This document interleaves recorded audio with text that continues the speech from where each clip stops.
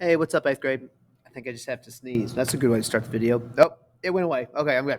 We're looking at lesson 2 at your homework, and we're talking about the squares, the area that's inside. If you know the area of a square, you should be able to tell me what the side length is. Now, there's some really easy ones, like the first one that you're looking at right here. If I know that the side length of a square is not known at the beginning, but I do know its area is 100. So think about this. I've got a square that inside of it, it has 100 square unit blocks. Okay, right? What would the side lengths have to be for that to be true? Well, for that to be true, the side lengths would have to be 10 by 10 because 10 times 10 is 100. Some of these are really easy, but there's ones that we're going to see that are not like these perfect number outcomes like we see with 10 times 10. 10 times 10 is 100. So we know that the side lengths are 10 for this first example, right? 10 by 10 gives us 100 square units inside. So the side would equal 100 units long. That one's really easy. But look at the next one. The next one gets a little bit tougher because it's a square, and inside of it, they've crammed in 95 of these square units. Not 100 now, we got 95 inside. And you start thinking to yourself, well, there's not anything I can multiply to get 95. I can't do 10 times 10. That's too much. That's 100. I can't do 9 times 9. That's too little, right? 9 times 9 is 81. That's too small. So what we learned today is that if I want to find out what the side length is after I know the area, all you have to do is take the square root of the area for the square like this, and you have the length of the sides. So these sides, the sides are equal to root 95 units long. Okay, that's easy. Like we didn't have to do hardly any math there at all, right?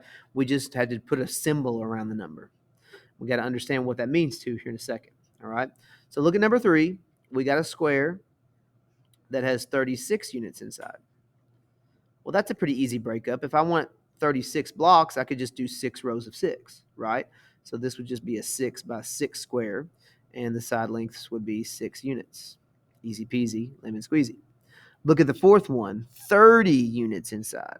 All right, they give us another one of those weird ones that doesn't come out nice, right? 30 square units inside.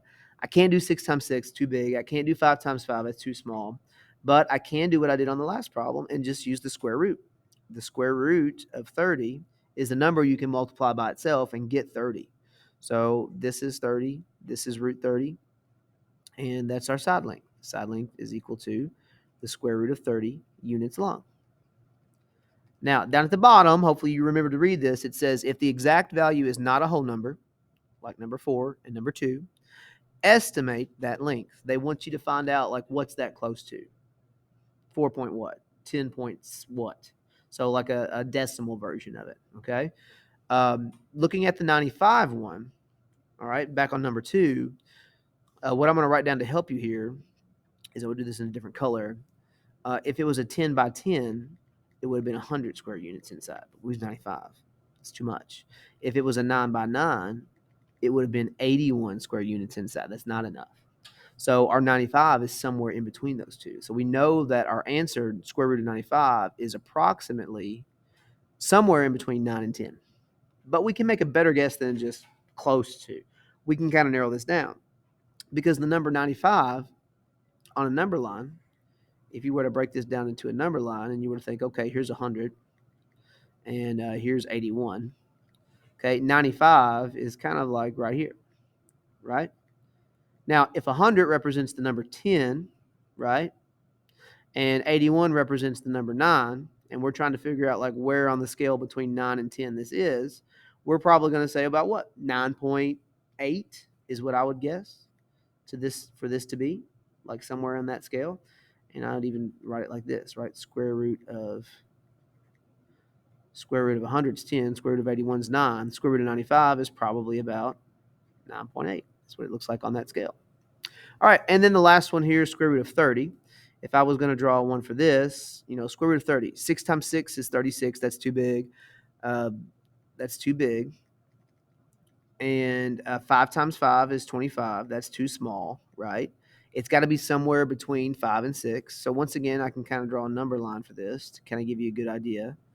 If this is 25 and this is 30, root 25, and this is root 36, all right, what we want is root 30. Now, if this 30 is kind of like halfway between, it kind of favors the smaller one just a little bit, maybe right here. Root 30 would be like right there.